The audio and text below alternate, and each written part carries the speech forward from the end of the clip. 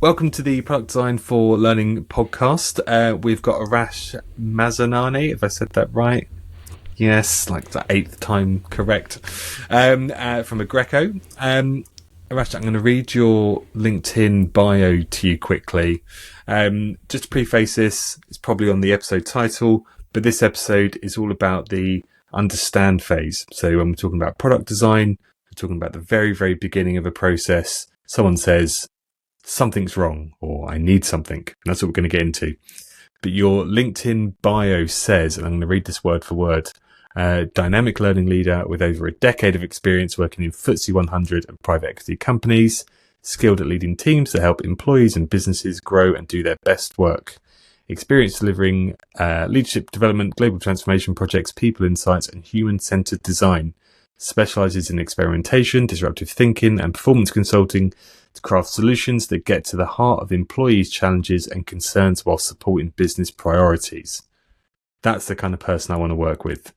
Is that you? Is that you every day? Tell me, what's going on? I think that's probably the Instagram version of me.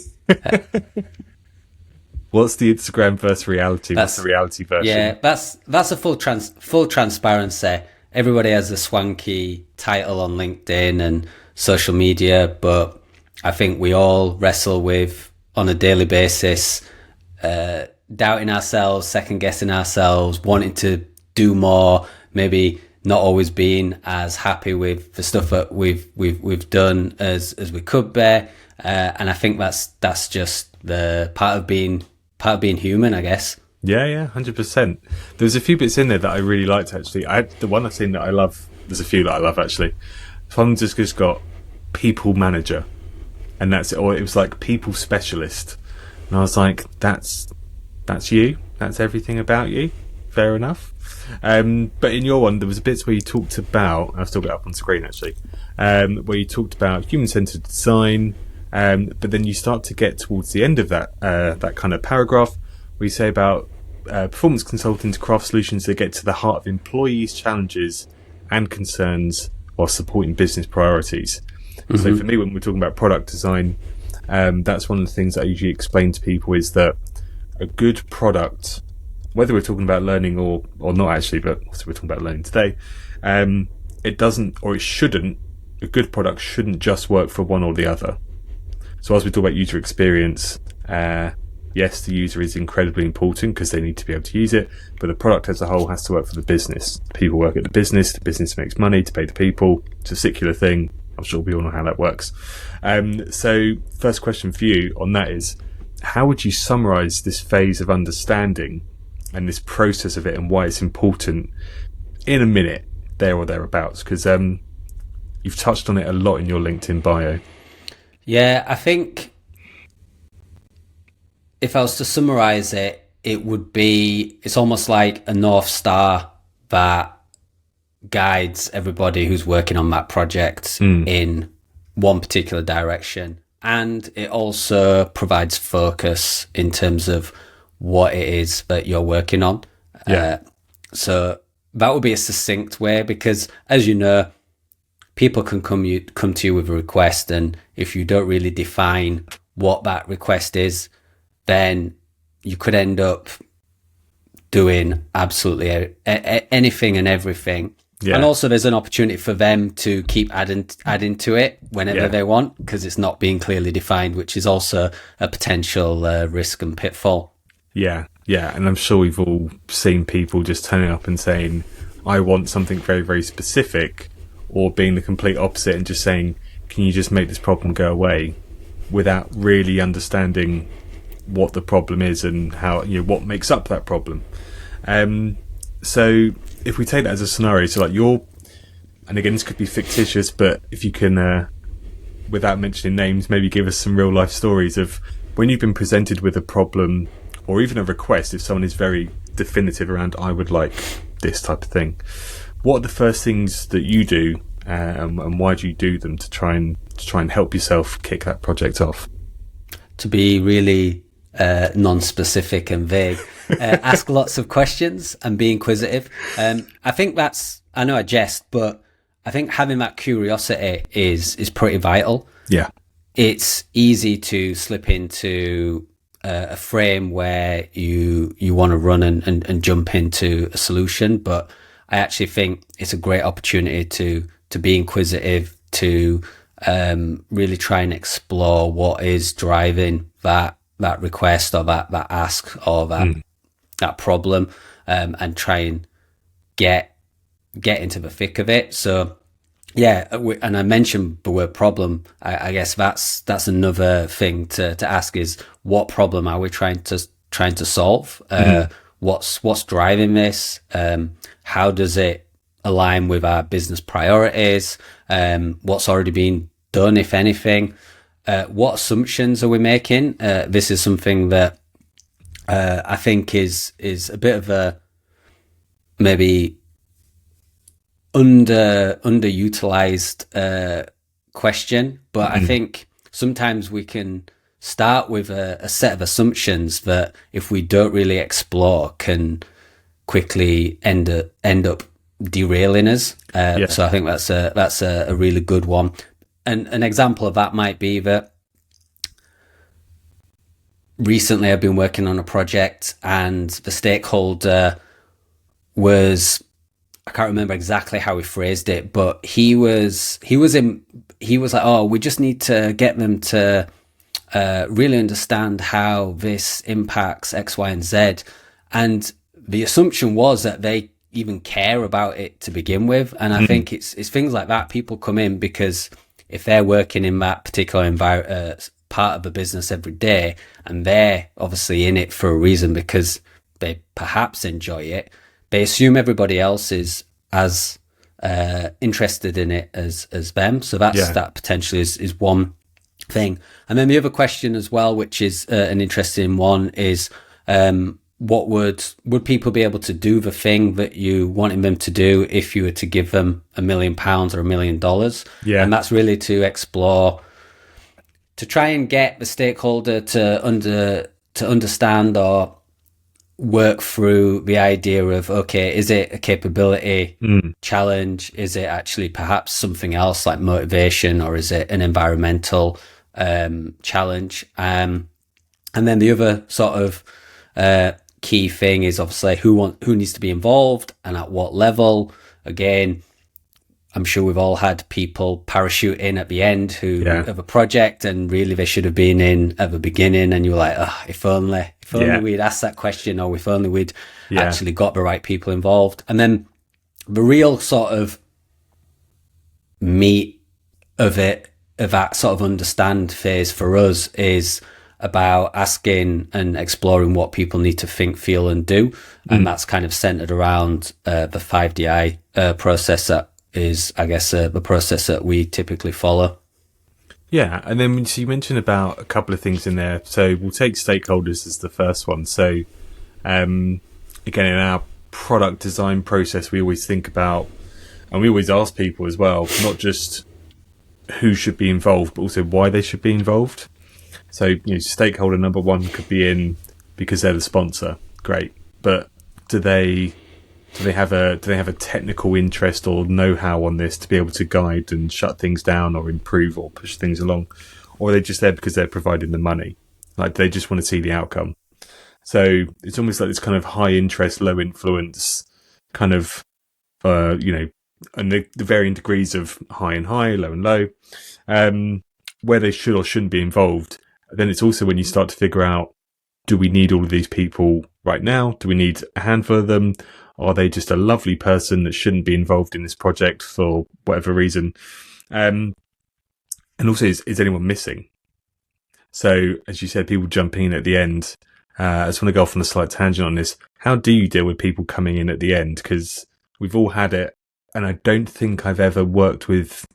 I've worked with some great people. I still don't think I've worked with anyone that has handled, fictitious stakeholder number 9 popping in at the very end and just blowing up your project and handling it well. How do you handle that?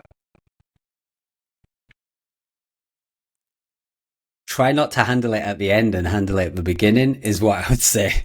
Nice swerve.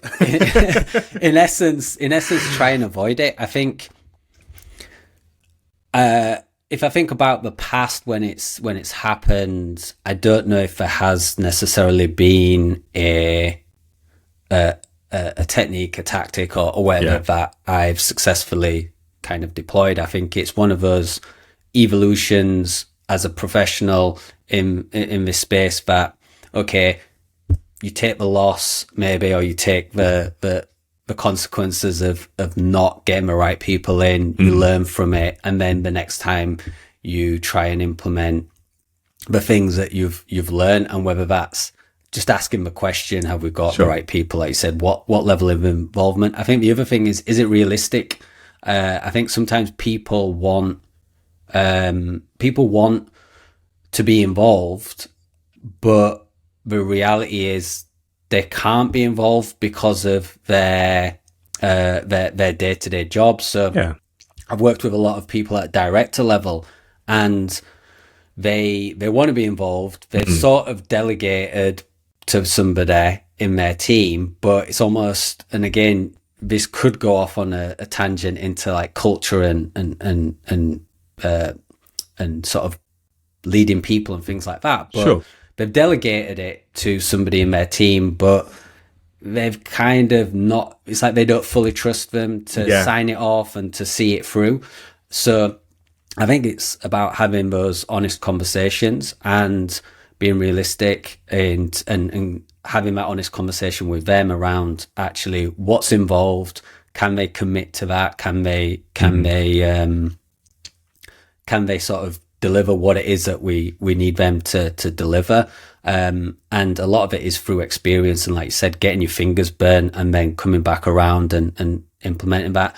Again, keeping sort of stakeholder groups tight as well. That's another lesson that over time you've learned, where you've had people and you look and you're like, I don't even know why you're involved in this. So because somebody at some point has said, oh we want this person, and it's like, why? And I think it helps if you have as part of your L&D function a set of principles, governance guidelines and practices that help dictate all of that, and you have senior leadership within your function that are signed off on that and agree that's a non-negotiable. So at my prior organization, we would have like a set of 5 people, and that would be it, like legal compliance, somebody from L&D, and then somebody from the business, and I think there was another person that I can't quite remember what their role was, but that just kept it succinct. And it's like, we only need your sign off, we don't need X, Y, and Z person's sign off as well. Otherwise it's like the can that gets kicked down the road that you never end up achieving the end sort of deadline. 100%. And I love that kind of like narrowing them down to not just a number, but they've got to have a purpose. So in our product design process and our logbook, we always, when we're doing this kind of stakeholder, almost like ranking, so whether it's 2 people or they go, here's all 10, whatever it's going to be, they all get ranked. And they all get ranked in importance, but then they all have to be ranked in importance, but also a category. So who's responsible for budget? Who's responsible for technical knowledge? Who's responsible for visual design? And they can't be in there just because they're really senior. That's not a category we offer them. So someone can't define a category or can't define a purpose as to why they should be there. It's not it kind of removes that, what's the word? It kind of removes that kind of feeling like it's a personal attack, like, we don't want you here, you can't play with us today. And it's not that at all. It's just, I'm really sorry, but for this particular product and this project, you don't serve a purpose, but you probably will on the next one or another one. But let's just make sure that we, as you said, we keep our stakeholder group tight, we move on, and then everyone knows exactly why they're there and why they're not there, which I think is super key to getting people to all kind of be aligned, lined up front. So what kind of bits, when we talk about the understand phase, so we talked about problems, problem definition, just on that bit, what kind of bits in problem definition do you find easy to get into?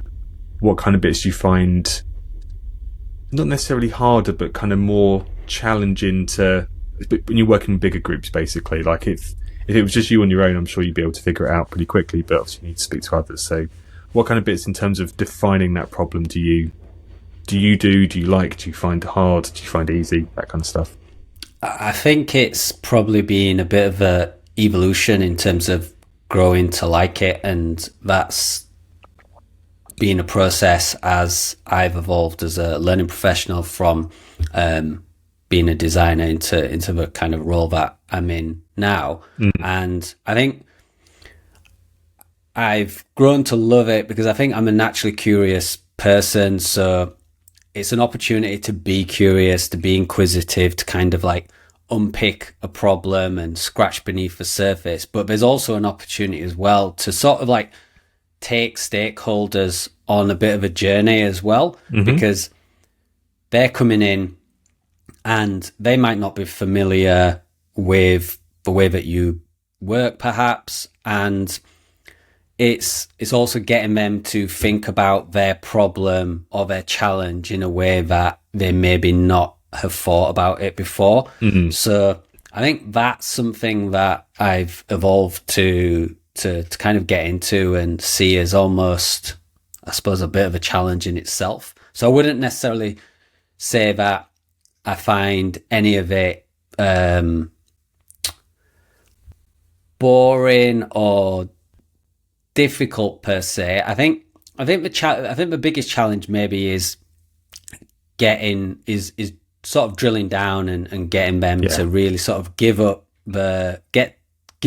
all of the goods, if that makes sense. But what it does do is it does also, by asking the right questions and really sort of being inquisitive and nudging them in terms of what you need to get out of them to be able to take this process further and build a product out of it, is it quickly determines whether or not they actually have that knowledge themselves. Because I think sometimes from a learning perspective, people will quickly go, we need training on it, and it's maybe a knee-jerk reaction, and they've not really taken the time and consideration to go, okay, what does good look like? If we were to sit down and think about, I don't know, somebody in customer service, what things would they be doing? What conversations would they be having? What kind of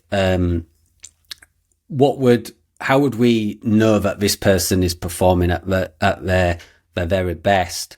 And sometimes no one's really taken the time to sit down and really define that. And when you're starting to inquire and prompt and probe them, that can become apparent. So I think that's something that I wouldn't say I enjoy, but I think it's eye-opening, and it's all part of that experience. Yeah, and there was two things. Actually, there's about 5 things that you just said that kind of got my brain going. But there was 2 I want to touch on. One is just a bit of context for anyone listening. So when you'd said you'd grown to enjoy or grown to like this part of the process, bear in mind there were 6 parts of the process that we said to you, you choose which one do you want to do. You navigated to this one straight away, and you did say maybe this one, but this is the one I want to do. But then, so I was under the impression this is your like slam dunk, but you're just saying you grew to like it, which is I thought was quite interesting. I want to touch on that in a few seconds, and then also you're talking about drilling down and making sure that stakeholders, you're almost interviewing them for their own project. Be able to say, are you good enough to be in this project, or do you know enough to help me move along? So we'll come to that in a second. We'll park that for just 2 secs. What made you choose this process for this episode? Bear in mind there were 5 other options. I think it was probably the one that resonated with me the most, and probably the one that I felt like I had the most experience with, at least recently, or the part that I'd been thinking about the most more recently, I suppose. Okay. And then, so leading on back to you kind of like a polite interrogation of your stakeholders around, do they know enough to help you do what you do best? Where do you spend most of your time in this phase, specifically around stakeholders and trying to paint a picture from maybe a vague idea or a vague perception of what's going to be happening? How do you know, firstly, where to spend your time, then where do you spend most of your time, and how do you know enough is enough? Like, this is all we're going to get out of this phase. It's time to move on. So I think the majority of the time that is spent in this phase is in the think, feel, do kind of place, if you want to call it that. Yeah. So yeah, it's around just inquiring. So if we have a particular challenge and let's say, I don't know, salespeople aren't selling enough of our new fancy product, then it's really about exploring, okay, well, you've come to us with this request for some learning on sales, because specifically around this product, what do people need to do in order to be successful? What do they need to feel? What do they need to kind of think? The natural inclination for most stakeholders is they gravitate to that think sort of section, because quite often they're thinking in terms of education and topic based. So it's kind of like, oh, I want them to understand. I want them to understand. I want them to know this. So quite often we will lead with the do, and it's like, okay, we'll come to the think section last. What do you want people to do? And I think that's a bit that often gets neglected, because at the end of the day, we're talking about performance, capability. We want people to behave in a different way. So to us, that's the most important bit. And I think that's the way that Kathy Moore talks about it in her action mapping. She's always said, start with a do and then look at what things that people need to think about in order to enable them to do that. Yeah. Just to cut in there, sorry. I think that's a really simple but clever way of like shortcutting people just jump into like the easy answers. But also, as you're saying, you're almost cutting them off from going, I want them to think this and this, and I want them to know this, this and this. Because ultimately, if you're dealing with people, you can maybe suggest what you'd like them to be thinking about, but who knows what's happened to them that day or that week, or what engagement or enjoyment or hatred even they have for that, or just kind of non-committal to that particular action. So starting off with a do is basically you just want them to do something. And like, also also the other thing is that just experience where we haven't started with the do, and I've seen this, it always frustrated me, is that it gives stakeholders an opportunity to go back into that tried and tested behavior of dumping a load of information. As I mentioned, I want people to know this, I want people to know that. And it's like, okay. And what you end up with is this exhaustive list of crap that they basically just want to dump on people. So that's when, by switching it to the do, you go, okay, right, what are the things that people need to do? Sometimes that as well is a challenge, because they've not actually thought about that. They've just come at it from like a cognitive, cerebral perspective. I just want people to like know this information. And you almost, I won't say trip them up, but you act as that catalyst to shift their mindset to go, actually, yeah.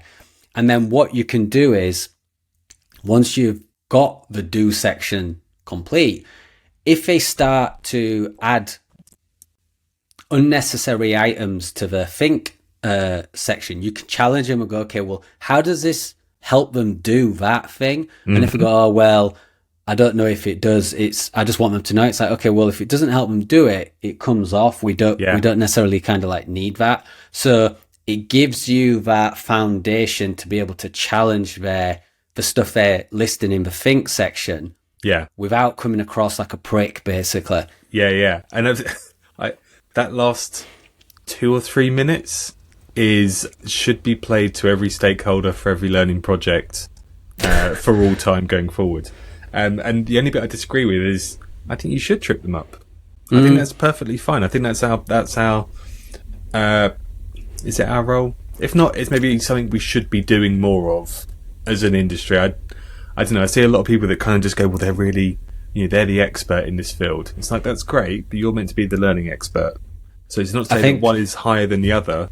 You're there to work as a partnership to be able to say, we both need to understand this from all angles before we move on. So if you don't start tripping each other up, you're just going to either agree with each other or just sort of quietly and passively disagree. And then you've almost set yourself up for failure before you've even got out got the project started. Yeah, no, it's a good point. But yeah, that was. And I was just waiting for you to sort of just step down from your soapbox there, because that was just that was brilliant. If I can draw a little crown on you in the post edit, if I can figure out how to do that, that was brilliant. One of the bits I asked you about was where do you spend the most of your time in this phase? So I see a lot of people, and this is not taking anyone out in particular, this is just people in general. I've done it, you've probably done it, we've all done it at times, almost rushing certain phases of any part of a project for various reasons. But the understand phase does seem to be somewhere that people rush it through because they've either worked at it somewhere long enough to go, I already know this because I work here, or this is fairly straightforward, it's maybe process driven, so we just need the process to be quicker or leaner or whatever it is they want to say about it. But where do you find yourself spending most of your time to make sure that you have what you need, and how do you know enough is enough? We're just kind of spinning the wheels now. We need to kind of start to move on to something bigger. I guess it comes down to their knowledge and expertise as a stakeholder, and us doing that inquiry in that think, feel, do phase, and until it gets to the point where we'll ask them, is this everything? So if we're talking about what good looks like, have we captured everything that we need to? And if they answer yes, then at that point, then that's when we will make the decision to move forward. And you have to use a bit of your own initiative as well. So if you're talking about sales, that example I gave earlier, and they're saying, oh, they need to build a customer proposition, they need to do X, they need to do Y, then you might have to think about, okay, if I was a salesperson, and this is perhaps sometimes not having that expertise in that particular domain can help, because you can put yourself in the shoes and go, okay, if I was doing this, what would I need to know, or what would I need to do? And you'd be like, sometimes, for example, at least at Aggreko, I often find the conversational element is often missed. It's like, okay, what do people need to do? Well, they probably need to have a conversation with somebody in order to sell them something, I'd imagine. Yeah. Well, what does that conversation, if we were listening in to somebody who's excellent at selling that particular product, what would that conversation sound like? And sometimes we go, oh, actually not thought about that. So you might have to use your initiative to kind of ask them and perhaps make suggestions to help nudge them in the right direction to make sure that you have captured everything, and then you know that it's time to move on then. Yeah, absolutely. And I feel like I've asked you this before, but I apologise. When we talk about moving from this phase, so the next phase in our product design process is talking about data gathering. So what you know already, which you probably would have done a little bit in the understand phase, but also data that you don't know. You just kind of know, I want to know about this demographic, but you obviously don't have the information yet. So we're obviously talking about the understand phase, the very beginning. How do you know I've maxed out what I can get in understand? I now need to start to hand the baton over to either somebody else doing the data gathering phase, or you're moving into that data gathering phase. Where do you kind of draw the line and say, right, we're moving on now? How do you know that that's the time? I think it's once we've sort of exhausted everything and we've got maybe a bit of a hypothesis in terms of what we think we're going after, at that point, we would then decide to move forward and see if we can validate that hypothesis. Because as we said, they may have given us information based on what they think is the reality of the situation of what's going on. And then we obviously want to test that to see when we actually speak to people doing the role, whether or not that holds up, or whether actually there's other things that perhaps the stakeholder hasn't been aware of, or whether or not, it all aligns, which is obviously rarely the case. Yeah. And you mentioned we a lot. I do this all the time. I talk about other bits and pieces, and I say, "Oh, we," and sometimes it's just me, and sometimes it is we. It's it's we right now. How much are you working alone in this phase? So I know you mentioned stakeholders, so I appreciate there is a bit of kind of group conversation, but how much, ballpark percentage wise, are you kind of working on your own in the understand phase? I'd say it's 50-50. So okay. I have a small design team, and it's kind of a collaborative effort. Some of it is around supporting them to get to grips, because it's still a newish way of working for them. And some of it is doing it alone. So typically, that's why I kind of say we a lot. And typically, if we are doing it together, I think more recently, it was actually a discussion that we had, and it was like, oh, should we do it alone or should we do it together? And I kind of put the ball in their court, and their preference was to do it in pairs, because what they found challenging was asking the questions and trying to capture the information at the same time. So they found actually it's helpful to have somebody to ask the questions, and that's their sole focus, and then somebody to also capture the information on like Miro, or if you're doing it in person on a flip chart or post-it notes or whatever. Yeah. But it also, having that extra person just helps, because they might see things from a different perspective, and they may contribute with additional questions and just additional nudges that you might not see. So it kind of just gives you, I suppose, some extra bump behind your questions. Yeah, 100%. And again, maybe I've done it, maybe we've both done it today.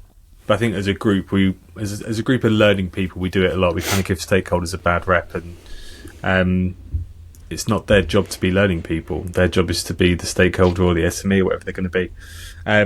But I do see learning people doing it a lot as well.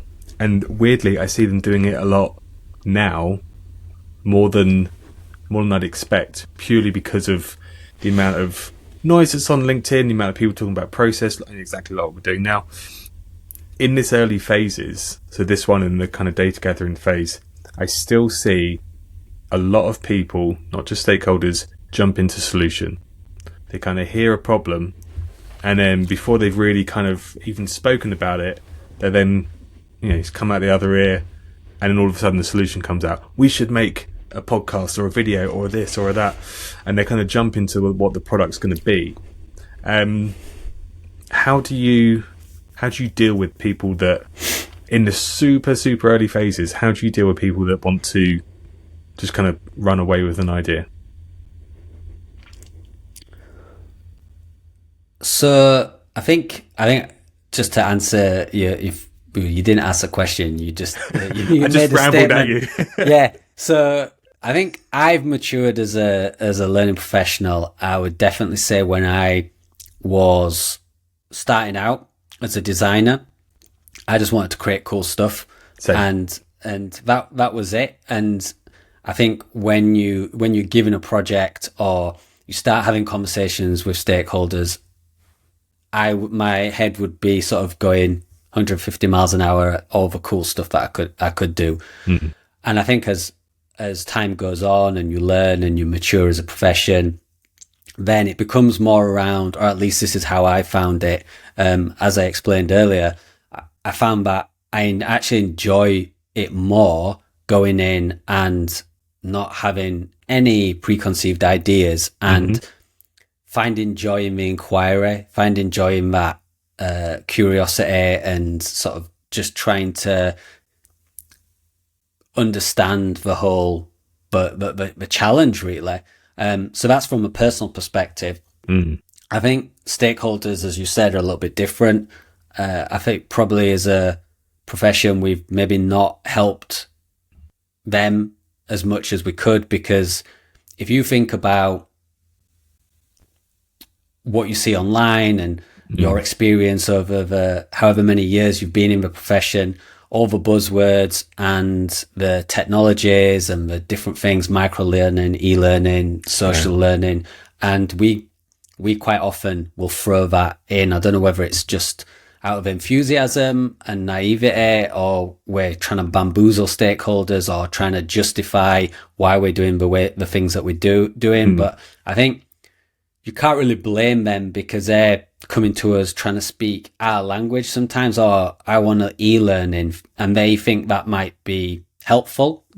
So one of the ways of helping them not to get into solution mode is just to get them to bring it all out up front. So if they have got anything that is festering away at the back of their mind, then get them to spit it out right at the beginning. And I know recently I'd watched it was some kind of video, and they were talking about innovation workshops, and one of the things that they did was a similar practice.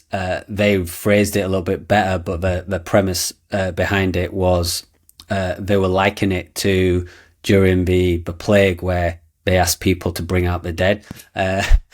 And they were good on the street. I'll stay with you on this one. Yeah, but that's what she referred to. It's like you want people to bring out your dead, and it's not to say that their ideas are dead, but what it does is it just allows them to get everything off their chest, because otherwise, if they've like, or in their mind, I've got, I don't know, a half-day in-person workshop, and you're trying to ask all these questions, like that's just going to be gnawing away and potentially going to derail or influence their input, and you don't really want that. So if you can just be like, right, everybody's just, if you've got an idea that, or a preconceived idea that's sat at the back of your head, let's just get it out, let's park it, and we can come back to it when we're actually in a space where we're coming up with ideas of what this solution could be.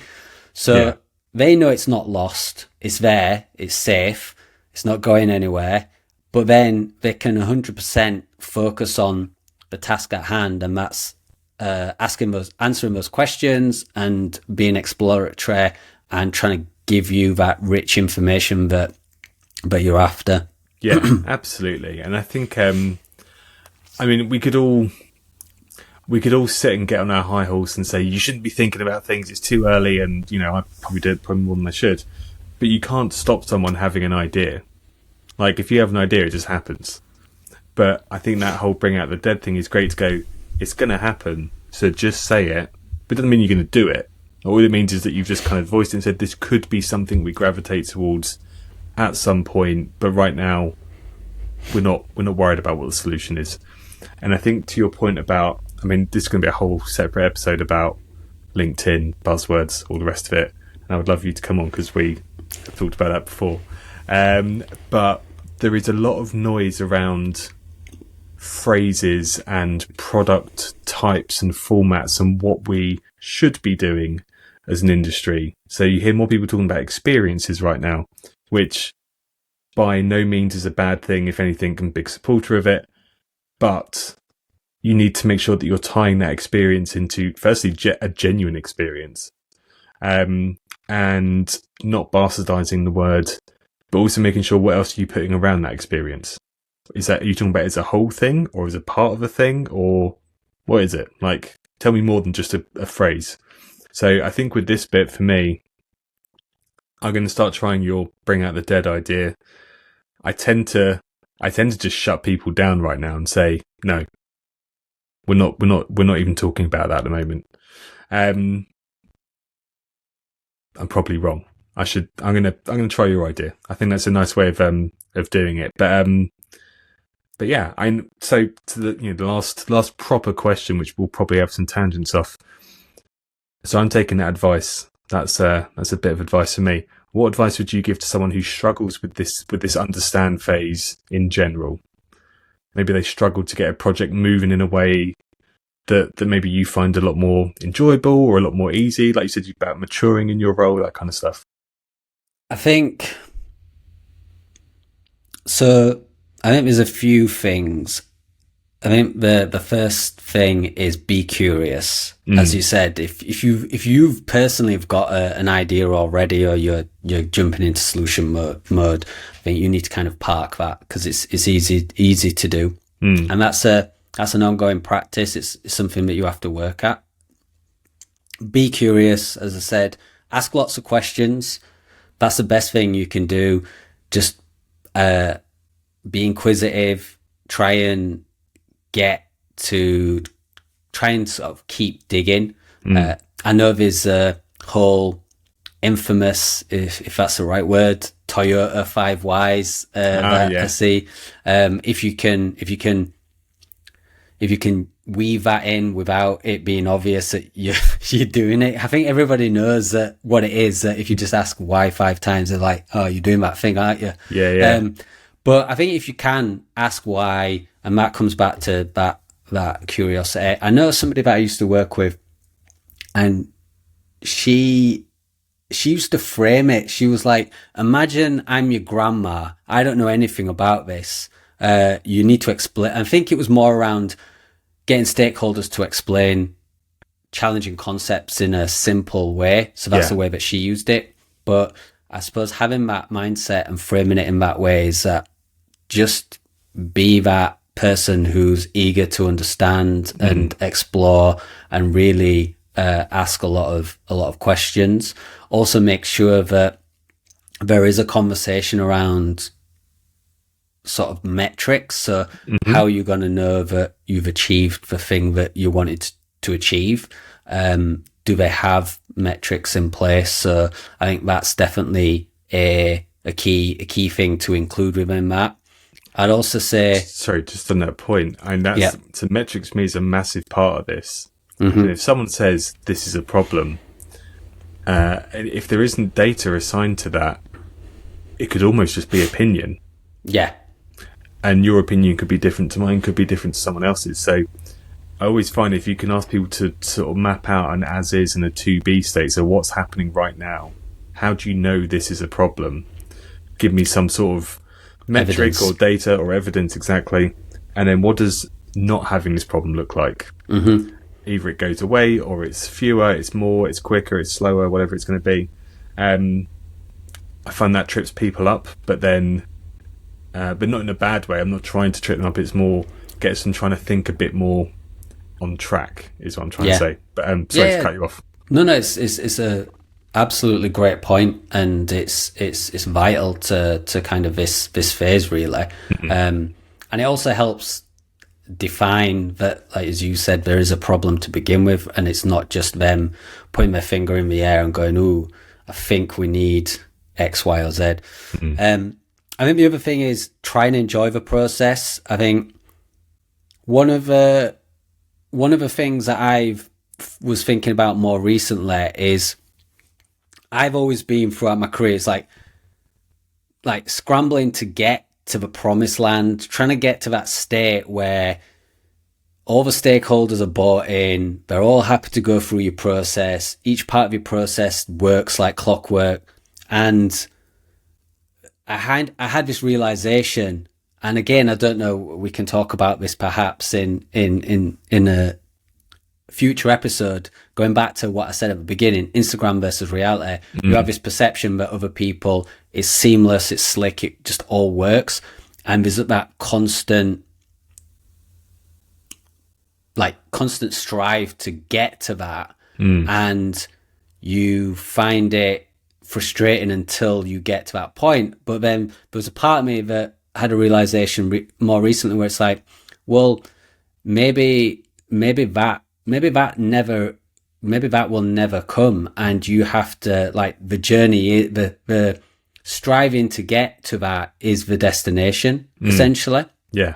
So you have to kind of learn to enjoy the messiness of it is what I'm saying. And the other thing is a simple thing is to kind of make it a non-negotiable. So that's one of the things that we 100%. But we sort of early on decided in our team is that if you want to, well, you can't pass go until you've done and collect your money until you've done this phase, and that is a non-negotiable, because we'd seen too many times in the past where either with ourselves or other people in L&D who have picked something up perhaps when they shouldn't have, created something, and you just see the mess and then they're trying to, how do we work out the ROI on this? And it's like, you've not even had a conversation to define what the problem or anything and you're trying to work out what the impact is. You've basically just taken a request and ran with it. So I think that's something else. And you do need support in order to do that, because the challenge is if you say, no, we're not going to move forward with any projects unless we do this phase, and they go over your head and you don't have that support, that's difficult. And I've not for that specific example, I have been in situations like that in the past. So you kind of do need buy-in from your senior L&D leaders to trust the process. But I imagine it shouldn't be too strange for them, because there will be some process in place. Yeah. And I think even if there isn't a standard product design or a 5DI or a double diamond, whatever it is you're using, they're not complicated processes. I think the risk here is as you were saying, is getting people to trust the process. So like, you are going to get a thing at the end. You're going to get a product or a service or an experience or a mixture of all those things. But right now, we're nowhere near the end. We're at the beginning. We're literally the opposite end of the process. All we're doing is asking some questions, because, to your example, treat me like I'm your grandma. I usually say, treat me like I'm a 5-year-old. But like, it's that same approach of, imagine I don't know anything. I've got no life experience that is relevant to this. So you need to tell me and educate me. Then I will start asking questions around, as if I'm playing that role of, this is all brand new to me. And only then can you move on.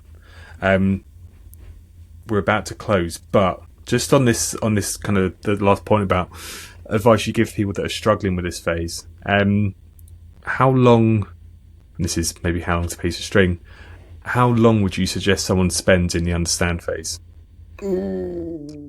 But